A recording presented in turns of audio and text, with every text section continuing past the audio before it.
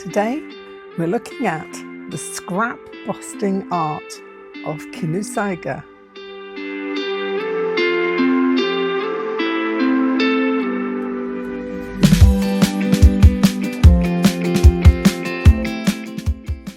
Hello and welcome back to a kooky corner of YouTube. Now, like me, I am sure if you do any kind of fibre work or fabric work whatsoever, you're going to end up with scraps. Scraps are kind of inevitable, aren't they? So I'm always on the lookout for ways to use up my scraps so that they don't get wasted or thrown away. And I found another little rabbit hole to go down. So I'm going to take you with me. Kinusaiga or Kinusaiga. It is a form of using scraps or using scrap materials in order to create a piece of artwork. Kinusaiga is a Japanese art, not too old a Japanese art, I don't believe. And basically what they've got, they put grooves into wood and then they wrap silk around those grooves and push it into the grooves. Now, I've got a cheaper version of that, which uses foam board. So yes, let's have a little look at what I'm talking about. Now, first of all, these you might have made. These are the polystyrene baubles where you push fabric into grooves that you make into a foam ball. This is a very badly made one I made a few years ago. So this is one that I've already made a while back. But it's the same technique, except the technique that's used for this you can also use for like a flat 2D piece as well. So I've been having a go. I've been having a go at designing my own patterns, and first of all, I went in and I just thought I just went in completely blind and did this boy here.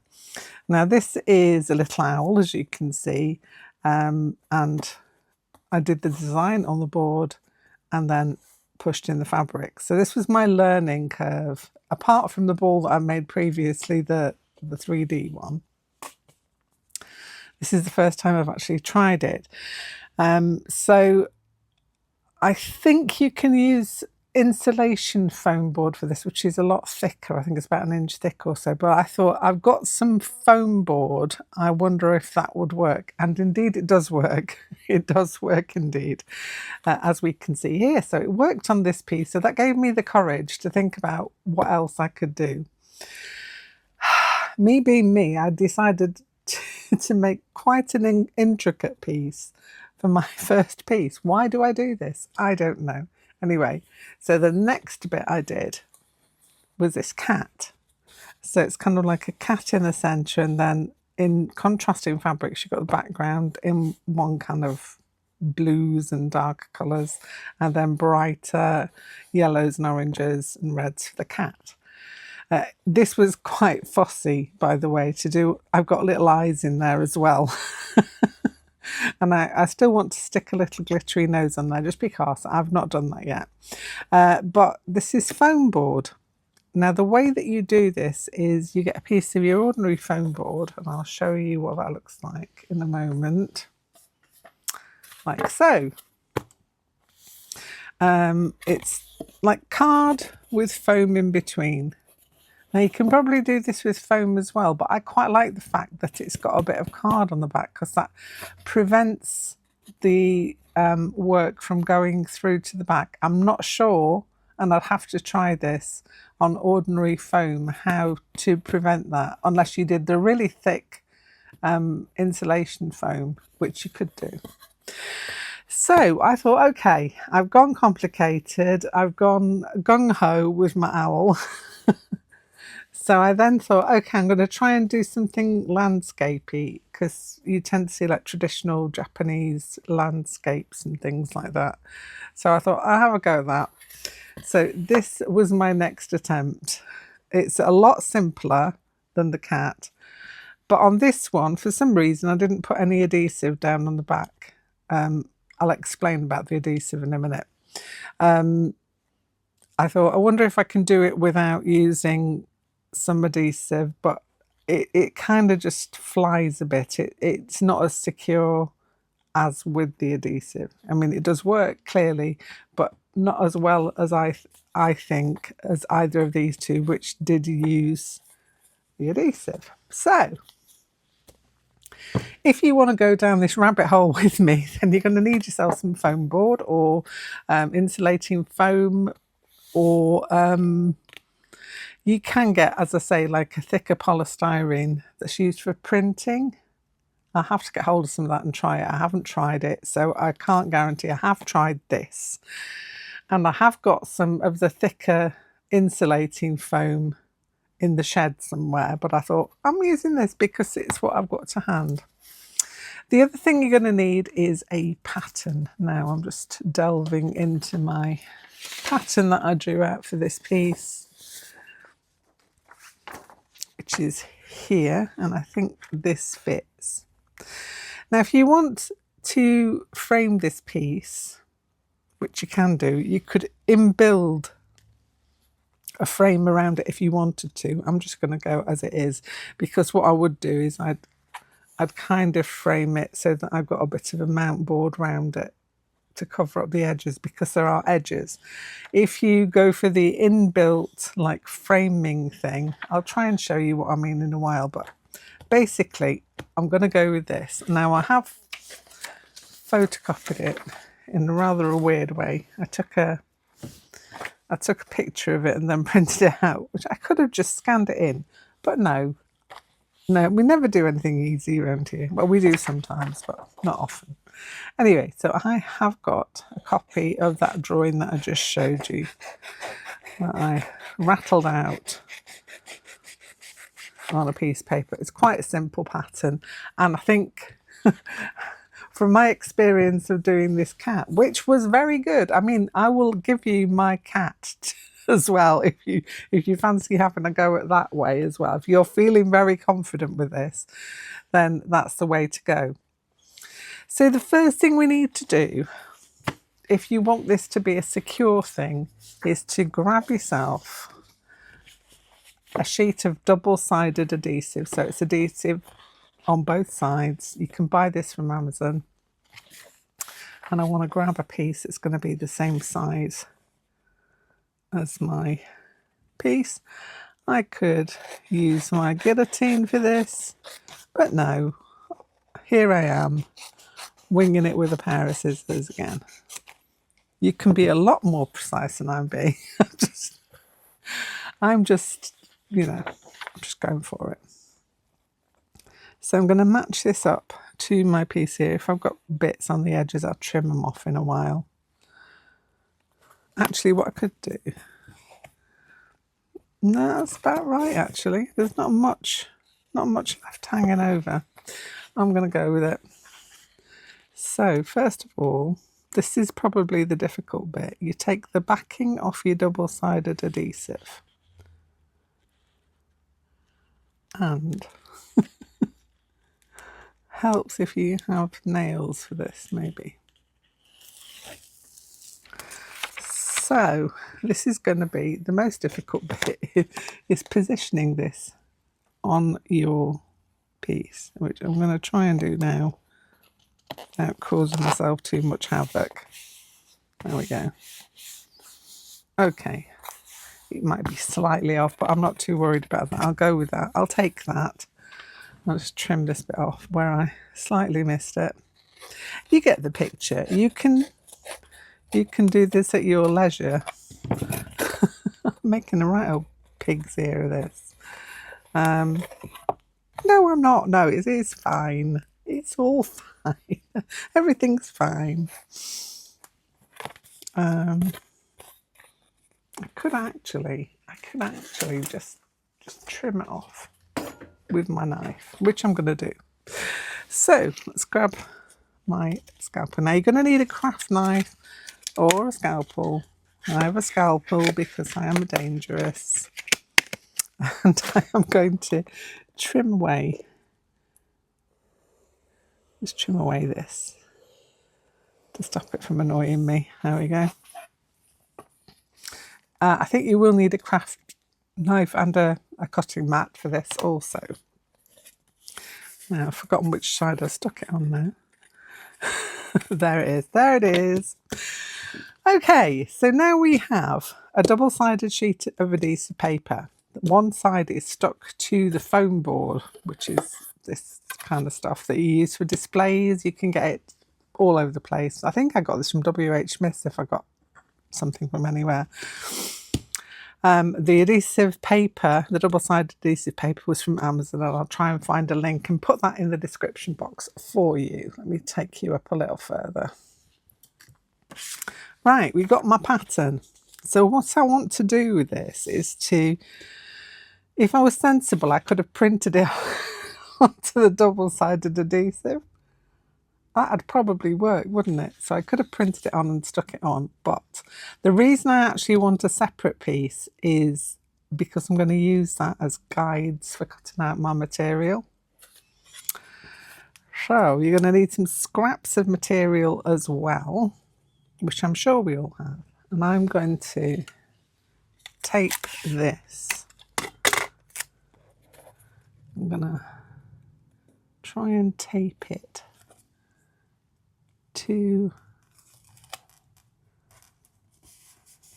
the background so that it's kind of got a hinge. It's a bit like when you're trying to line things up. I'll show you for why in a moment. Yeah, that'll do nicely. I could use some washi tape actually, that might be an idea. Don't know where my washi tapes are living. Oh, here we go.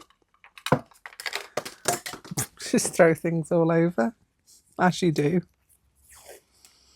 So what I'm going to do is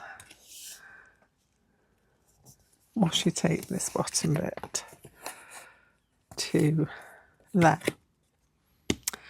Right, here comes the fun part. Apart from unsticking your scissors from glue, what we're going to do now is to start cutting. So make sure you've got a nice sharp blade on your craft knife or your scalpel, and we'll get going. I'm not sure where to start. I think I'll start in the middle just because I can. So what you're going to do first of all is to transfer this to the backing, and you want to go in enough to cut through both the adhesive paper underneath and also the pattern piece, obviously. I'm gonna take that bit up to there, and where's my cut there? And I'm going to take that around to there. So that's my first piece cut out. So that's the middle of the sun. I cut out the middle of the sun. And I'm just going to flip this back. This is less sticky than the other stuff. So you can see underneath, that's the piece there. Now I'm not taking that off because we need it to keep lined up. What I'm going to do now is to try and, it's hard underneath the camera. I do apologise if my hand is obscuring anything, but I'm going to try and deepen the cut on this piece that I've just marked out.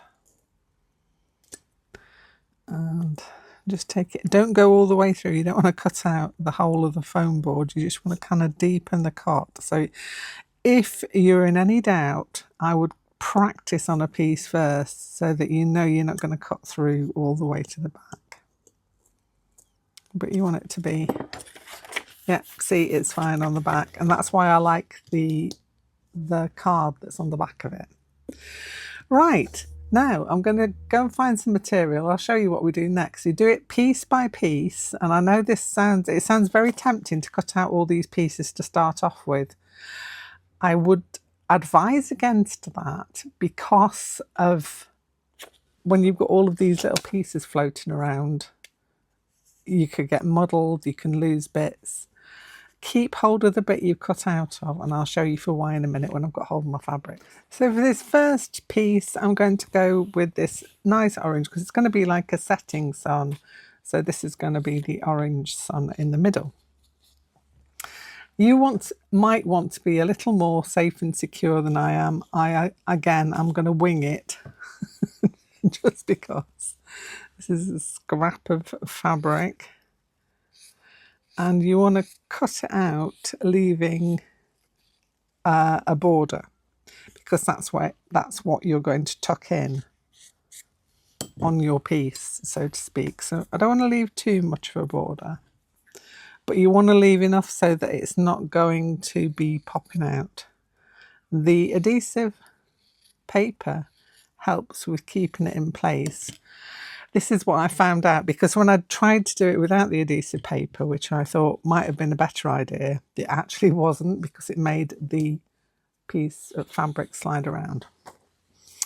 Okay, so now I've got my piece of fabric which is bigger all around than the piece of paper template. And what I'm going to do now is try and get this top layer of the adhesive and take that off. Clear all the little bits off it. And now what I'm going to do is figure out which way around it was and kind of line it up so that I've got a bit of edge all the way around it and press it down. And when you do the pressing down, because you've still got all the paper around it, you can see, I don't know if you can see there, you can see where the cut piece is. Next thing you need to do is to grab yourself a pokey tool. Now for all those other pieces, I used the back of my scalpel, which is probably not the best of ideas, but that's what I used because that's what I had. Then I realised I got this nail file. Now this might be a bad idea because it might be too thick, but actually it seems to be going quite well. And what you're doing is you're using the flat edge to push the fabric into the groove. Now don't worry about the bit sticking up. You can trim if you've got too much with a pair of scissors, or you can just push it all the way in, which I'm going to do now. If you keep going around it, wait until I've got it all inside. So can you see now? I've pushed in the first edging bit, so I'm just going to turn that back because it's annoying me for the moment. And I'm going to perhaps trim the corners. So it's kind of trial and error thing until you find your method of working. And this is a little messy, but it appears to be mine. This is also the reason why you don't peel all the adhesive paper off afterwards, because you'll end up with all kinds of bits sticking to it. So it's best to do this one piece at a time. That's my advice. You can choose to do it a different way if you can think of better ways. And in fact, if you do find better ways, can you leave me a message in the description box, because I'm always happy to learn, you know, if you've got a better way of doing this or a better tool. I think some people use seam rippers, might be a good idea. I've got one of those somewhere which I could find out. But as I showed you previously, I used the back of my scalpel, which also works, but it does tend to indent a little bit on the other bits, and you could accidentally cut into it as well, which is not always the best idea. But I can tell you from experience that using the adhesive paper is definitely the way to go because it actually anchors the fabric down. The only other way you could do it is if you're holding onto it, and again it still slips and it can come out of all the different points that you've just pushed in, which is sad. So this works so much better. So we have this piece here. I'm just going to keep going over and over it until all those little bits pop inside. And if I end up with a bit like that, I can just trim it off. It can go in those little bits I haven't found a use for yet. The tiniest, weeniest bits, but you know, it's a stash buster. So we are almost there with this one. You don't need any other adhesive apart from, as I say, the adhesive sheet, because this is just gripped inside with the foam. So that's quite handy dandy. Don't worry about any marks you might make on here, because in the end all this is gone, and all that will be left is your fabric. So first piece down, yay, go us. Now we've got to decide which piece to do next. So I'm going to put my washi tape back on again there, and I think I am going to work downwards now to get this bit done. So we've already got that line there, so I'm going to continue this one on here, and I'm just going to take it to the edge. Even though it's not quite to the edge, I'm just going to take it to the edge and then cut out this bit here. I think I've already gone quite deeply into that, but I'll have a look. It's a bit of a faff, just keep on doing this, but it's well worth it, I promise you. So let's deepen my cut, not too deep. You don't want to go all the way through. You're not cutting out the whole piece of foam board. You're just making yourself that groove for the material to sit in. Right, so we have this piece here, and I need to get some more fabric. So I've got this old scrap here. I'm going to put my top piece on here, piece of pattern that I've just cut out, and I am going to, I just realised I've got yellow ink all over my fingers. Fun times! Isn't it fun though, isn't it, playing around with art materials? I have such a blast, but I do like to share it with the rest of my body. And I find ink splats in places later on where I was a bit too over enthusiastic. So I'm kind of sticking with the light yellowy oranges for this. I've literally just gone into my bag and realised that I used quite a bit of this yellows and oranges for different things, so I need to restock my bag with some more light colours. But for now we can continue, because I can just show you what we need to do next. So be careful you don't take up the foam board when you do this. It will be covered over, but I'm now taking up, that layer is now sticky, and I'm going to position this.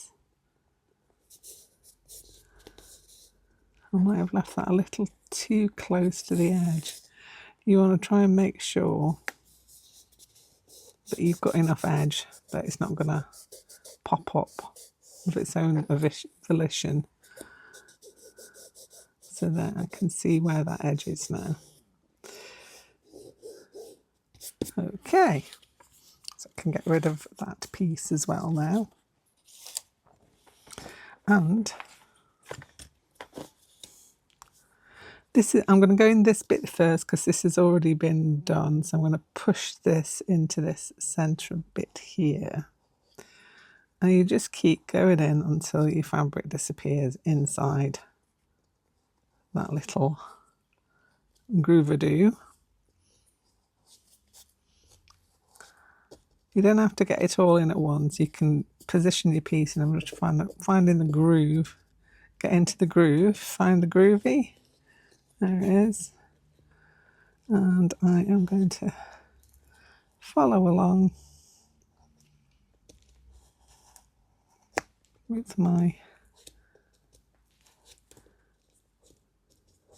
file.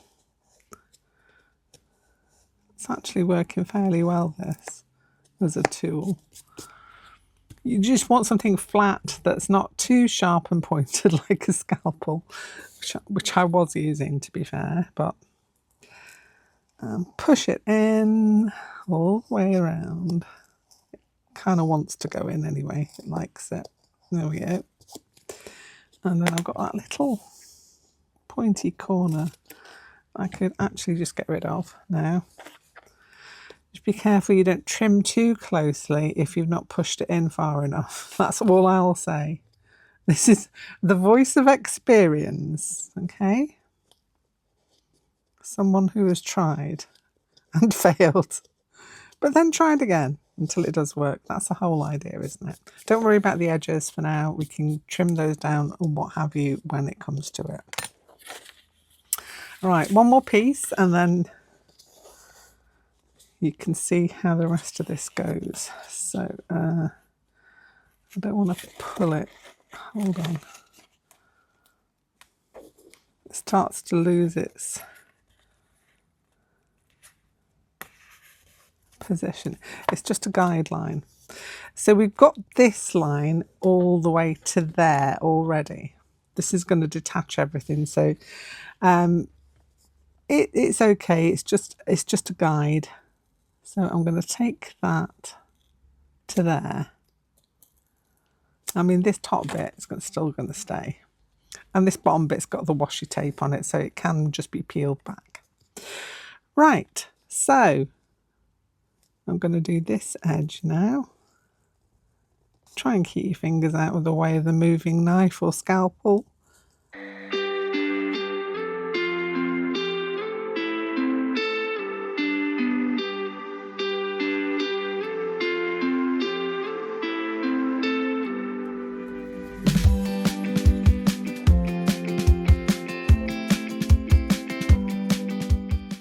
Okay, so I'm going to imagine that this is the sea. Look at it, it's the sea. That is now loose, loosey-goosey, so I'm just going to flip that back at the back there. And find my piece. When you're cutting these out, make sure you cut them on the right side. You want to make sure you've got gaps all the way around as well. So I'm just going to trim that off at that point there, just so that I can get more of a handle of it. As I said, if you want to be much more secure than I am, the rogue and renegade, then you can pin these onto your fabric. I do like to play with fire, don't I? Would have made so much more sense to pin. Anyway, we're in it now. We're in it to win it. Okay. So I'm going to make sure I have got that little margin all around my piece. Snip that off to there. And then turn my piece around.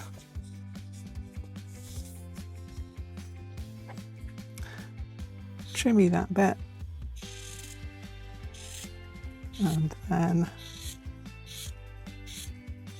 take this to the top. Get rid of all the bits. Stops them from sticking underneath. Right, so peeling up our fabric, our adhesive sheet. It should be here, she said. Take that off. You could use that as a template as well. Really is, you know, that's like your, oh no, I've lost my piece. What can I do? Oh, I've got this adhesive sheet piece that I could also use. It's a little easier to use the matte paper rather than the adhesive sticky paper though, to be fair. Plus it's slidey. Right, now we have to do a position.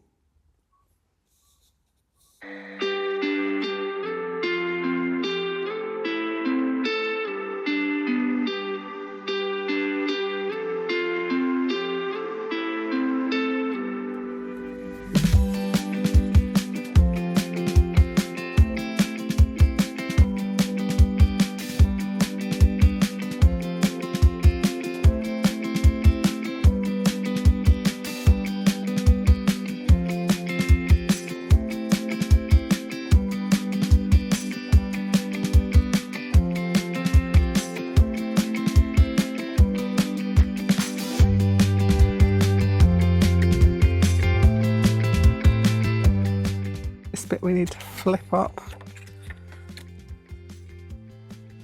We can see where it needs to be. We've already got that edge there. So, finding my scalpel, which shouldn't be hard really. If you say I've lost my scalpel, it's a bit of a worry, isn't it? So.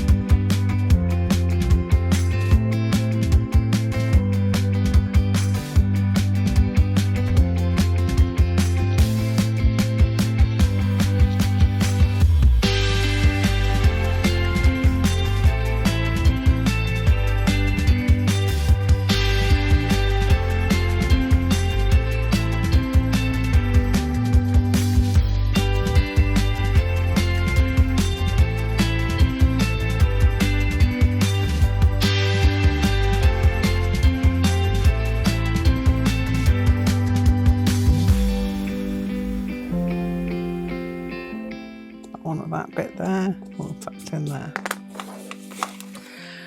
So you can see where we're going with this. Now I'm going to leave you to complete yours. I will complete mine. But as I say, this was the kind of the first one I did.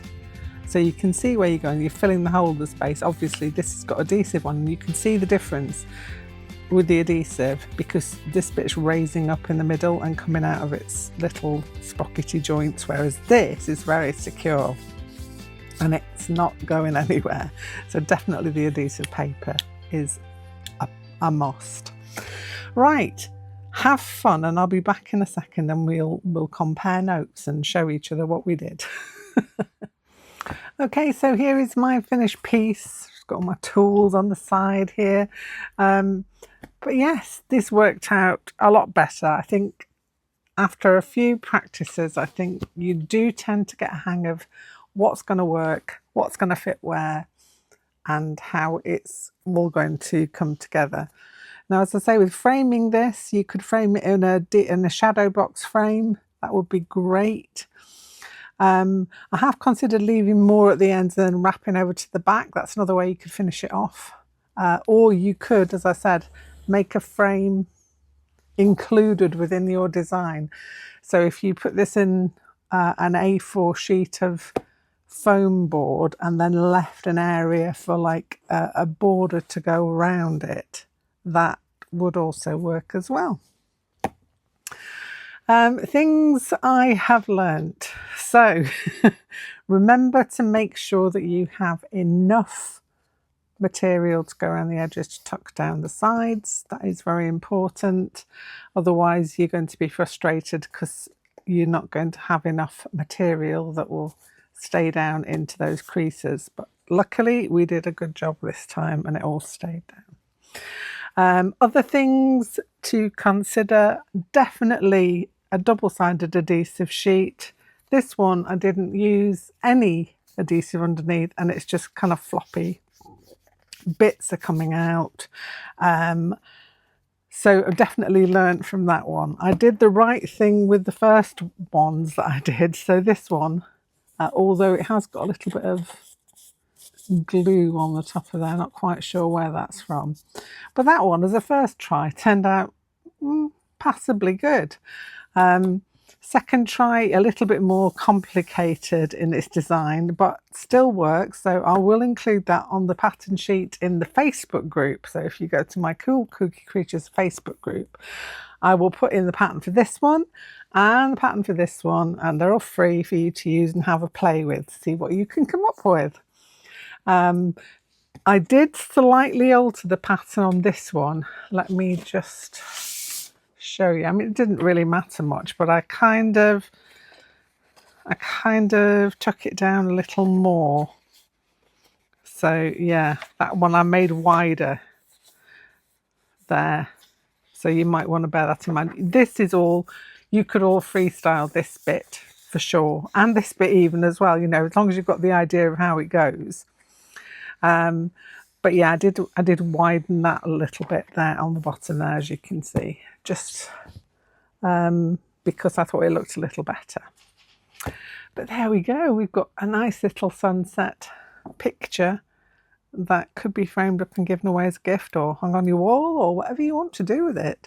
I just find this quite relaxing. There's something about it that's very satisfying where all the edges disappear into the foam. I still have yet to try the thicker foam insulation board. I'm kind of thinking that might be more stable perhaps, but I don't know. I think this board worked really, really well. Anyway, let me know what you think in the comments, and if you fancy having a go, you're going to need a scalpel, a pokey tool and some scraps, and also a little bit of foam board to work on. I hope you enjoyed this. If you have, don't forget to show me the thumbs up to show me that you like it, and that will also indicate to YouTube that you are enjoying the program, and they should pass it on to other people who might enjoy it too. If you like a lot of the content we put out here, then please do consider to subscribe. It costs you absolutely nothing, as does the Facebook group. All you have to do at the Facebook group is answer a few questions, and then you're in and you'll get all the free patterns that I give away for any of the projects that I do here. That's enough from me for now. I hope you've enjoyed this, and I'll be back here very soon with something else. Bye for now.